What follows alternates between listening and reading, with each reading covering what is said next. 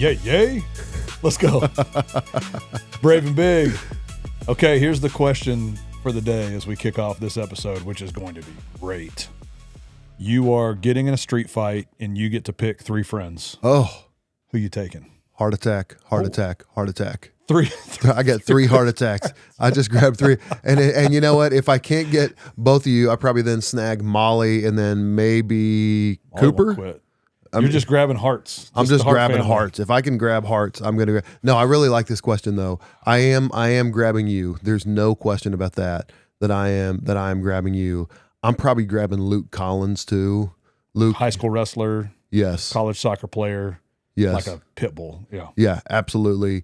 Grabbing Luke. And then I'm kind of running through the Rolodex here of some others who would be my 3rd person to choose.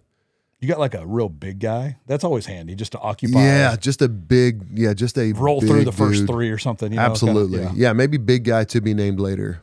Who are your big guy friend that I'm now looking for? Yeah, I'm on the lookout for him. No, hey, you know what? Maybe in this room, Andrew East. Maybe, I mean, we're sitting in Andrew East's studio, former NFLer. Football mindset. Yes. Large body. Yes, but like calm, polite, but I know that he could just rip into somebody. It may be Andrew there. Wow. All right, so now, and let me just, I want the same question for you, and don't feel like you have to name me. It's okay. Gosh, as good looking and flowy as your hair is, I'm taking you. Oh, come on, son. But if I couldn't take Joey Odom, okay.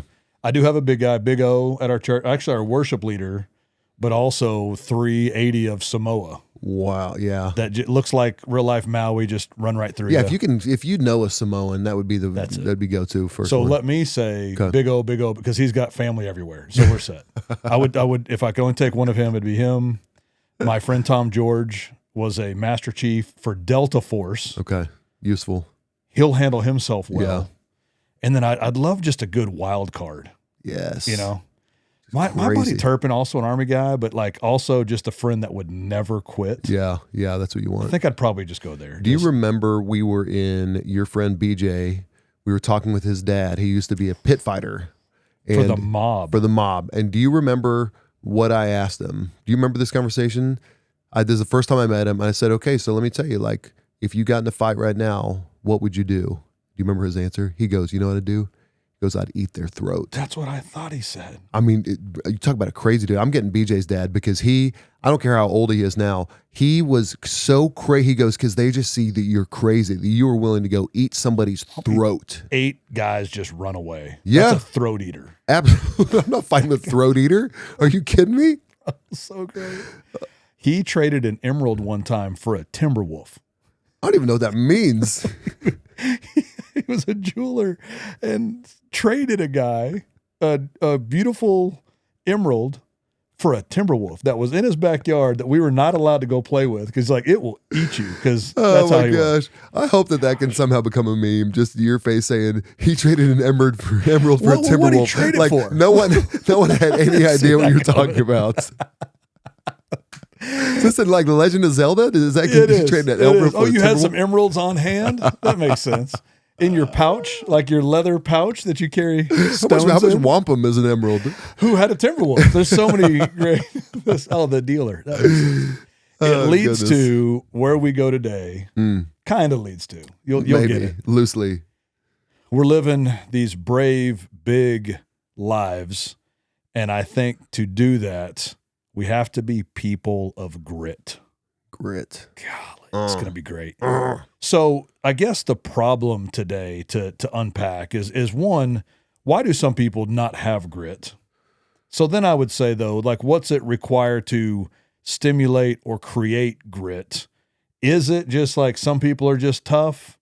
Is it a result of environments they were raised in or not? Are people soft because they had an okay life? I know some guys that were raised in middle America that are tough guys. Yeah. You know what I mean? Whatever it might be. So I do want to unpack that. And I think to lay the real foundation, I do believe if we're going to like live these kind of lives, if we're going to honor God, if we're going to do things that like shake up industries and build the kingdom and all that kind of stuff, there does have to be a toughness to us to stay the course. Yeah. So grit keeps us from quitting. But Joey, speak to it a little bit. Like, why do some people have it? Why do some people not? Do you have it? When have you had it? When have you not? Let's dive into grit. Well, I think there's even some fallacy in the question, do you have it or do you not?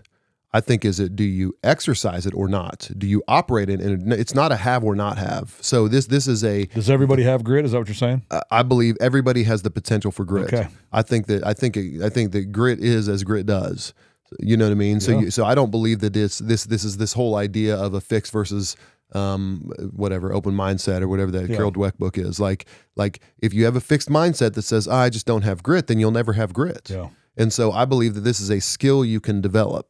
And so, and by the way, the reason I chose Luke Collins, Luke is 5'9". Luke was a wrestler. He's tough. But the reason I chose Luke was not because he's strong.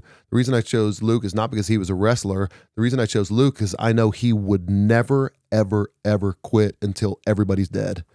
You know what I mean? Like that's why I chose Luke, because he's just not going to stop. He is relentless. He is ruthless. And because of that, has built a great company. Yes. Has a great family. And I think that's the deal. Like we've said a lot of like fun bro stuff. Yeah. But some of the coolest places that we've seen grit is a single mom making it work. Come on. It's the grit to be like, we've been in other countries and they're gritty Christians for their faith. Yeah. So I like how you reframed it a little bit. Yeah. It's like you can have it. Yeah. It's available for all of us. Will you choose to exercise it or use some excuse as to why you don't need to be tough? That's right. And actually play it out and get the results you're looking for. Well, think about the single mom. Who knows if she knew she had grit until she was placed in the circumstance where her back was against the wall and said, I have to, because my kids need me. Yeah. I have to do it. And so we get placed in a spot. Did she naturally have it or not? I don't know. This actually goes to Angela Duckworth, wrote a book called Grit a few years ago, and she has the grit formula. She says talent times skill equals times effort. Talent times effort equals skill. Skill times effort equals achievement. So, are you naturally gifted with talent? Great. To whatever degree you are, then you get to multiply by effort, and then you get skill. And the cool thing is, skill times effort equals achievement. So effort counts twice. Yes. So back to the idea that grit is as grit does. It's all about effort. What are you giving to it? That's it. And I think what's fascinating is a lot of times if we overemphasize talent, we get unmet expectations. So we think about that a little bit. Like this makes so much sense in sports, right? Like you've got this wildly talented basketball player. The kid can naturally dribble. He's got hops, whatever, but will oftentimes get beat by the kid that's been putting in the work. That's right. Right? Like fundamentally just won't quit. Like we've seen so many talented people get hit in the mouth and stop. Yeah. Because there's not an actual toughness to it. And I love that formula because a lot of times you've got somebody talented that will put in the effort and develop a skill, and then there's a lot of skilled people that then don't do the secondary part of effort. That's right. Right? Like it requires some grit to say, I'm already good. Like you're already good at sales. Yeah. What's the next book you're reading to get a little bit better? Yeah. Man, you're a good dad. Yeah. There's a skill set to that. You've done it for 18 years. But what's the additional effort to become better at it? Jordan was a cool example of that. Yeah. Arguably the most talented player in the NBA. And every time he would get to the playoffs, he'd meet like the Pistons. Yeah. The bad boys would just literally out effort him and overtake and dominate his skill.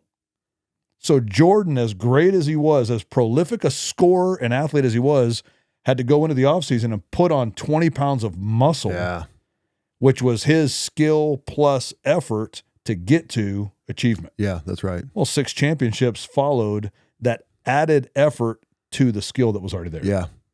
When you think about moments of your life where you've had to just get gritty, when do you think about, could be growing up, it could be in your married life, like what comes to mind for you of here's when I got gritty? We moved a number of times when I was a kid. We moved from Texas to Florida. We moved a couple times in Florida. We moved back to Texas. And all of I almost like wish that we did that more now with my kids because I realized what it created. And again, grittiness presents itself in so many different ways, but that like every move I'd come into a new middle school or a new high school try out for a new football team, whatever it was. And there were those moments I just have to decide, like, I'm going to come in, present myself as confident, potentially be embarrassed by trying to make a new friend, try out for something. Like all of those, it made me better socially. It made me work harder so that there wasn't a letdown for myself. You know what I mean? So I think that probably was more foundational. There's probably a lot of examples of that just in marriage. Like you got to be gritty to keep this thing going. Like tough enough to say you're sorry, tough enough to have a hard conversation. And then in business, starting a couple different businesses and things like that, there were kind of those tough moments. But I love to think there were some foundational things. Yeah. And maybe that's the reality is we can let things like your dad wasn't there or he was, you moved or you didn't. I think that's the beauty of life, I guess, is if we'll choose to say that helped develop something that benefited me later, that's the juice. Yeah. Right. And so was moving bad? No, I'd learned from it and got better from it and have friends around the country. Right. That's the positive take on it, but that requires a little grit to actually benefit from it. Yeah. And I like the best definition that I've read on grit is the motivation to keep going even when facing obstacles, setbacks, or failures. So it's the keep going.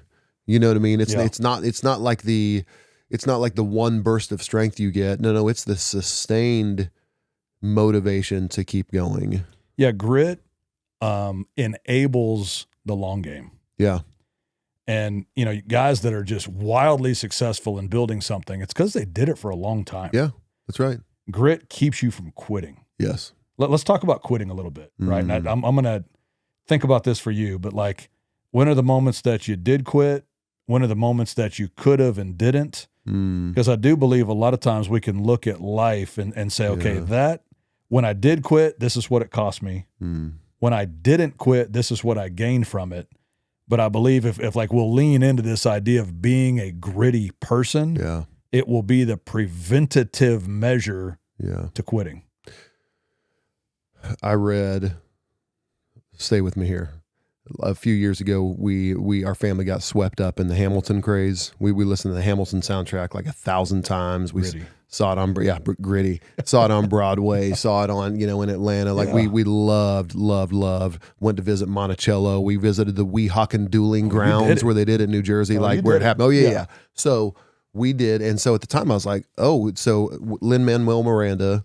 He wrote the play. He's a brilliant wordsmith, and he was inspired by the book Alexander Hamilton by Ron Chernow. And so I said, I'm going to go read. That must be an awesome book. Hamilton by Ron Chernow. It is a thick daddy, and he uses big words.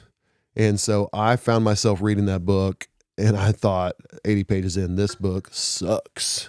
This is the most boring book. Yep. This is so tedious. Fine, I'll keep reading it. Got to page 200, bro, more tedium, more detail. It was so boring. It was just in such excruciating detail. And I was like, I just want to stop reading this book. Kept going. Finally finished. As I get to the last page of the book, I'm sitting there, tears down my face, with a full picture of the appreciation of the life of Alexander Hamilton. Wow.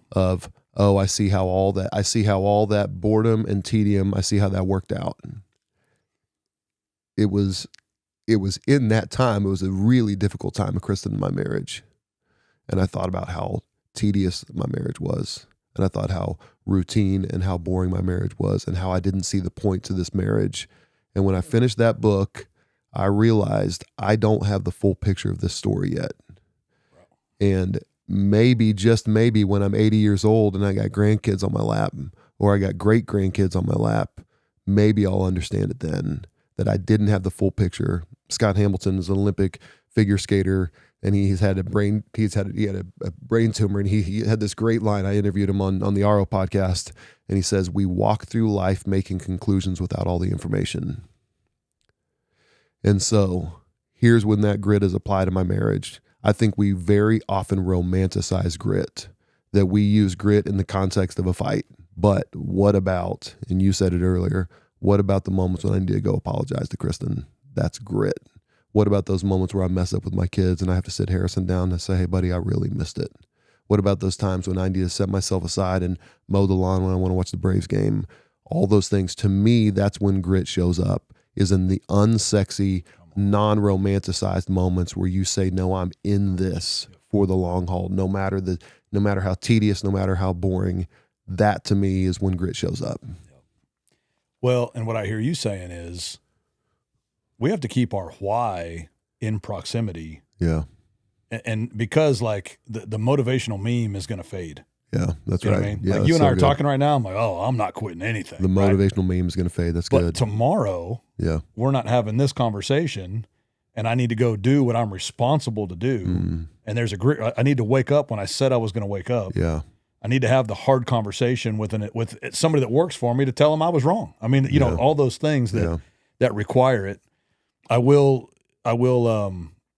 go to a quick fight example. Yeah. Okay. By Yours was the way, deep. that is also grit. Like Great job on Hamilton. Thank I'm going you. to take it back to Yeah. just this. That was just me flexing that I finished a book. You finished a book. And old Meathead Hart's going to take it back to one time. Oh yeah, I gave this the haymaker was awesome. That was so cool. I did get invited by a UFC fighter to come work out with him, and thought that's all it was. I pictured us doing like push-ups together, right? And I'm like, well, we'll do that. Got That'll this. be fun. It was not. They were grappling, and I don't know how to grapple. So I tackled a couple guys, did a couple things, and just it was ridiculous and the whole thing. Was that a good grapple? Was that called grapple? At the end of it, he said, "Hey Hart, jump in here with me, and we'll just do a little session." And just out of pride, I'm thinking, man, the last thing I want to do is get in there with the actual guy that's in the UFC. But I jump in there with him. He runs at me. I don't know what else to do.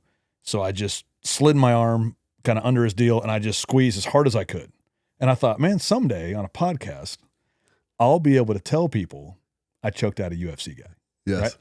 Right? And thought that for about 10 seconds. I really did. I was squeezing as hard as I could. I'm shocked he's not on the ground and that they don't just ask me to fight, you know, the whole thing. About 10 seconds later, I've squeezed as hard as I can. I don't know what else to do. So I just lightly let up. And in that instant, he went from in front of me to over me to behind me, slamming on the ground, and I couldn't breathe. Wow. In like half a second. Oh my gosh.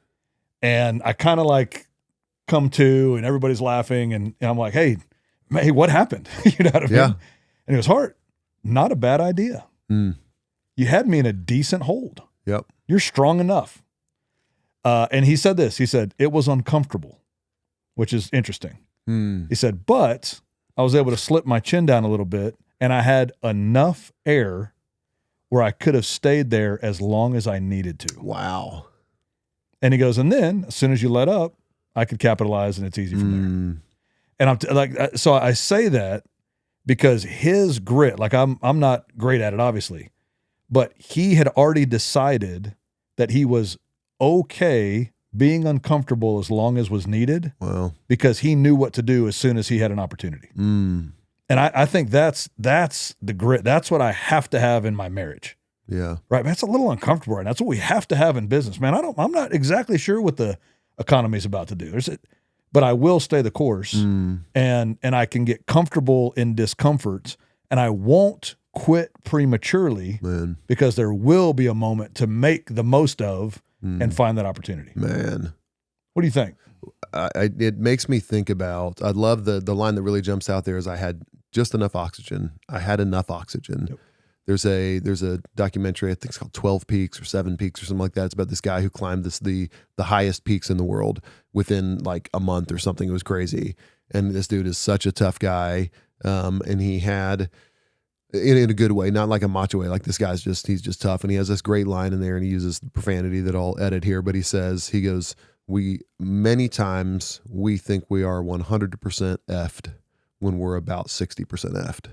Great. Isn't that great? Yes. No, it's not over. Yep. No, it's not over. Do you have, I got just enough oxygen here. I can do just a little bit more in my marriage here. I can go the extra mile in my fitness today. I can't wake up at 5:30 and I don't want to.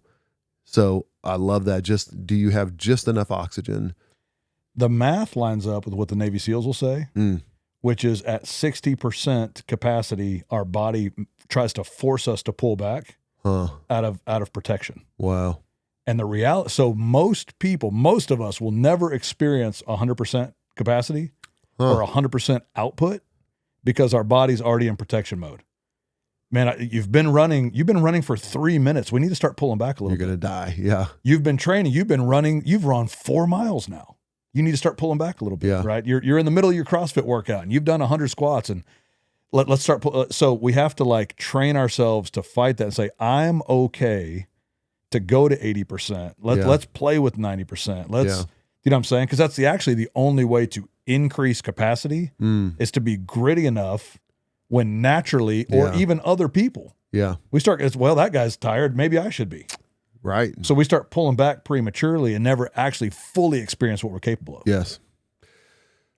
I will say the story of grit to me, and this is the one where I really do believe, like I do, you asked, do I have grit? I do believe I've developed grit over the years where I will not quit. And it comes from my dad, and it comes from a conversation my parents had with us when we were, I think I was probably like 5th grade. My brother Jacob was 7th grade, somewhere in there. My brother John, 5 years younger. My sister Jamie's 12 years younger. So she doesn't remember this, but they sat us down. My dad had a business at the time, and they said, Dad's business is not doing well, and we're going to provide all of your needs, your basic needs, and anything beyond that we need you to cover for yourself.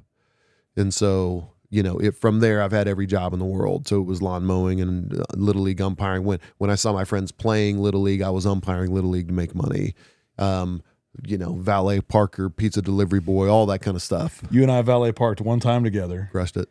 And when the event was going on, after we parked the cars, we ate pizza and watched a movie in someone else's Navigator. It was awesome. And I just thought, there's no way we're getting paid for this. So if you need to develop some grit, get you some valet job. That's it. It was amazing.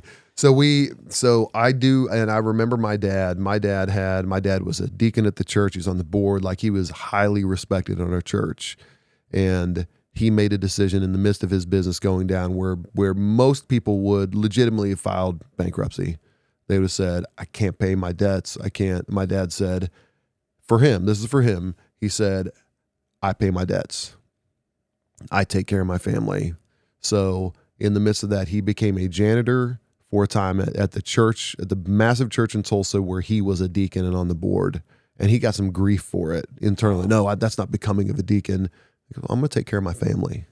And so he stuck with it. And watching that, okay, if my dad can do, I got just enough oxygen then. And my dad's done great since. Like, he recovered from that season.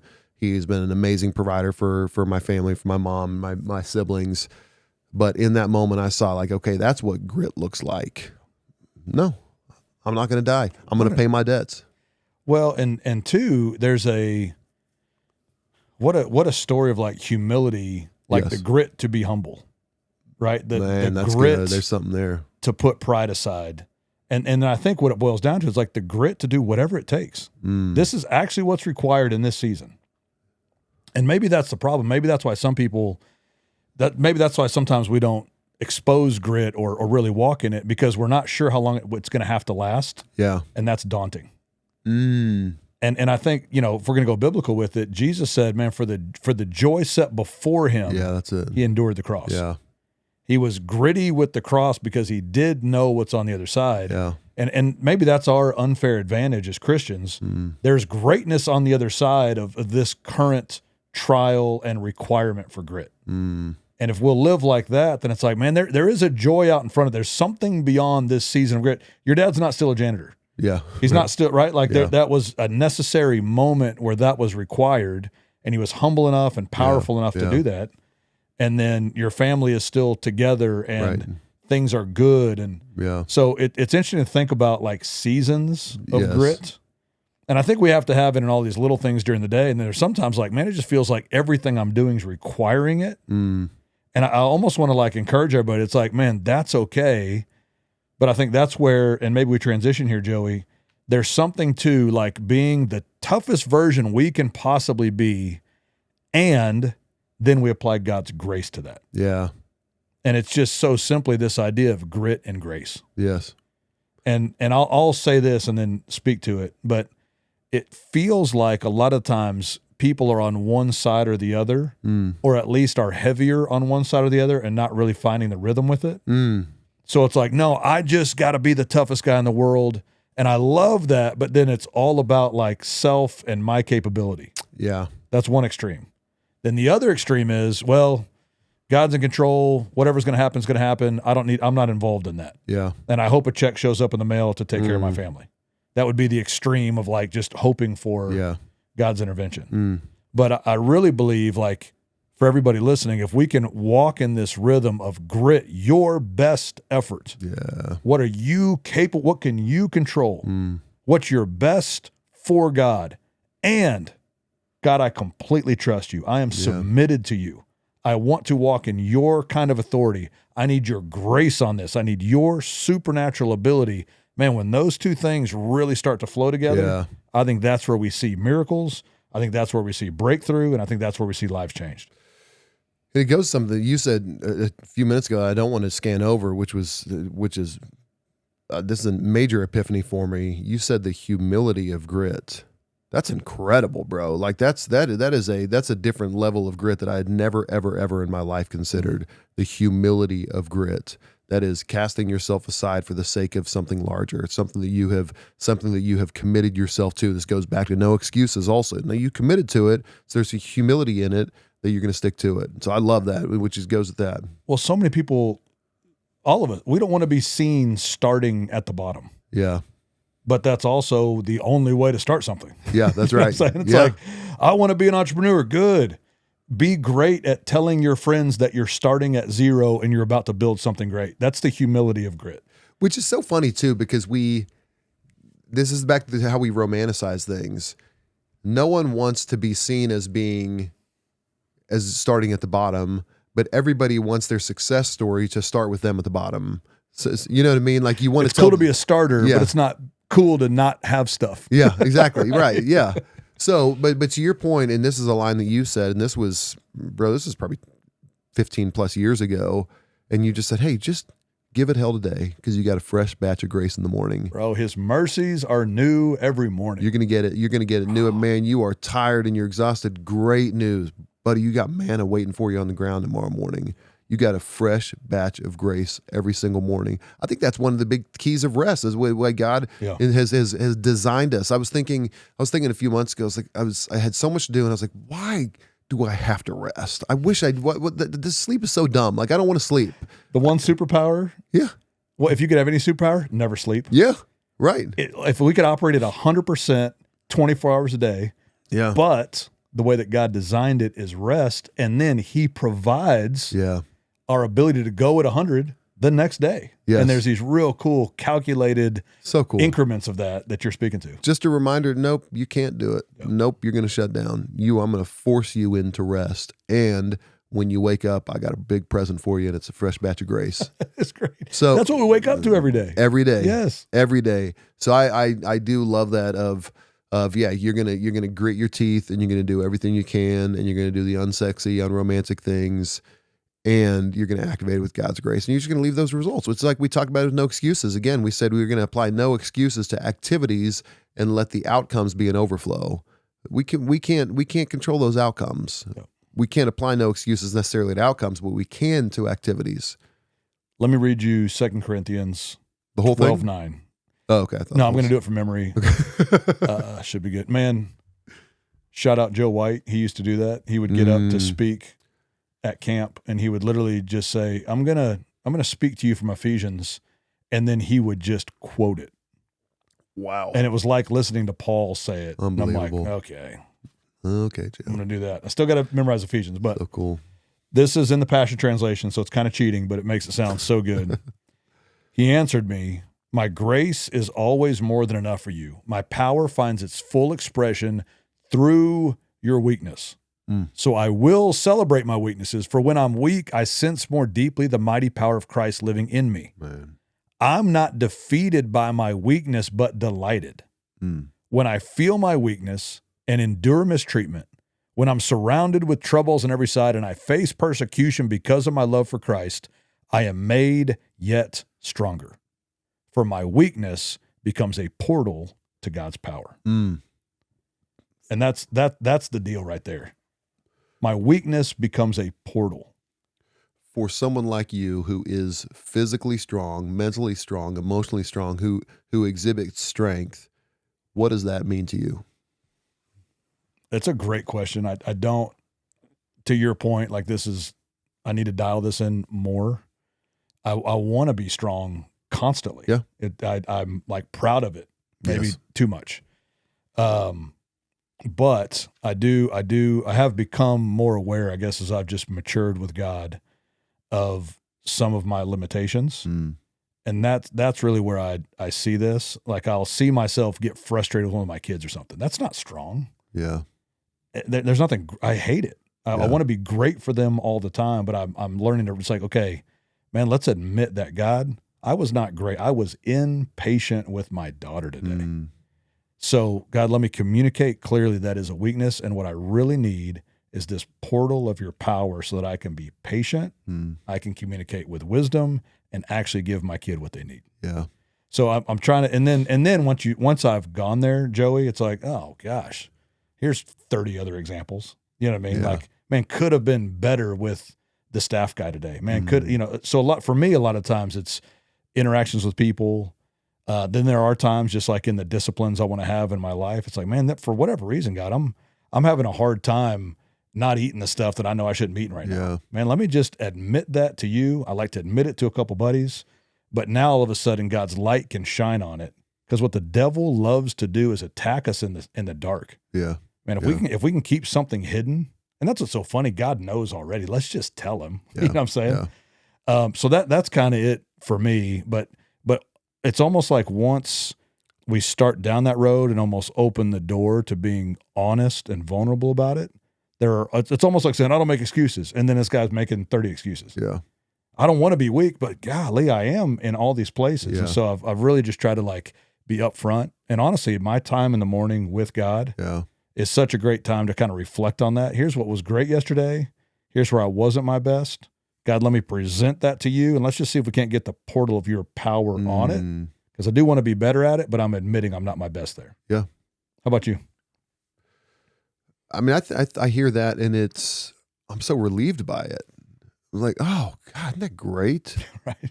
Oh, I can not only accept that I'm weak, but I can rejoice in it. Yeah. Like, oh, thank you that you get to fill those gaps for me. I like that. I like seeing that. I do think that it's inextricable from having to give it your best effort also, and then realizing that that's never going to quite be enough. And then not going to desperation, but just going to rejoicing like, oh man, that's great. I'm covered. I'm good. And I don't read that verse like, let's just walk around and be weak. That's right. I don't either at all. I really do read it like, God, I'm going to give you my best because you deserve that. Yeah. And then there is maybe a limit to that. There is an end to my best effort, my strength. And man, I need you. And I always look at it through the lens of he is a good father. Yeah. Blakely was running a race and excited about it and wanted some help with it and trying to figure some stuff out and all this kind of stuff. And I just remember her coming in and asking for help with that. And she was giving her best effort. She's like, I think I'm training right. Am I? Yeah. And I was so excited to find ways to help her. Yeah.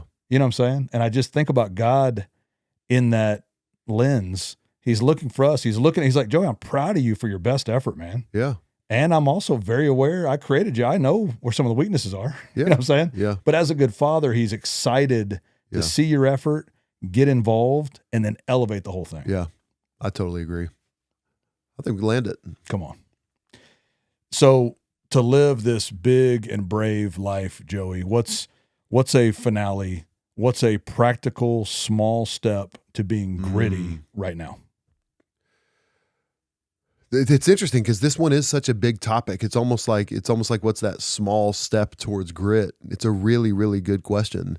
I don't know that I gave this one a lot of forethought. Maybe I did, but in the light of the way we've described it, I would say for me, it kind of goes back to what we talked about in No Excuses. And it goes specifically to what are the commitments that I have made? And it should be the lens through which we make future commitments, but what are my current commitments? Yeah. What's the line that Pastor Bill says? He says that commitments is walking in a room with no exits or something like that. And I love that. I mean, he said that when we were in college. I remember hearing that in an ORU chapel. So it's, no, I'm in. I am in, and sexy or unsexy, I'm going to look at my part of that. I cannot control how my spouse responds. I cannot control what my kids do. I can control myself and my commitment. So maybe it's a step back to say, what are the 3 most important commitments I have made? And now I'm going to go ahead and remove any vestige of excuse and just say, I'm going to do this for the next 60 years. We want you today to make a 60-year commitment. That's the small step. Yeah, that's the small step. What's yours? I'm with you. I think what would be over the top and bear a lot of fruit would be, let's identify an area where you feel like you are giving your best and you don't feel like it's quite enough right now. Oh. And we recognize we need God's grace on it. Love that. It'd be cool if it's with your kids. It's great if it's at your job. It's okay if it's a personal discipline. Yeah. But God, I feel like I'm giving my best effort. It doesn't seem to be quite enough, which means it's a weakness, and I'd love a portal of your power on it and all over it. But let's identify one area and activate God's grace in addition to our grit. And if we do that, again, over time, we're talking about the compact, we say, be brave, live big. What we're talking about is kind of why I referenced in the Hamilton thing, so that when you're 80, with these little things you've done, just that habit of celebrating your weakness and letting God's grace step in, that's what a big life looks like. You know what I mean? And here's the cool thing in talking about all this is the recognition that is available for every single one of us. You don't have or not have grit, you do grit. And over time, the end result is a brave and big life.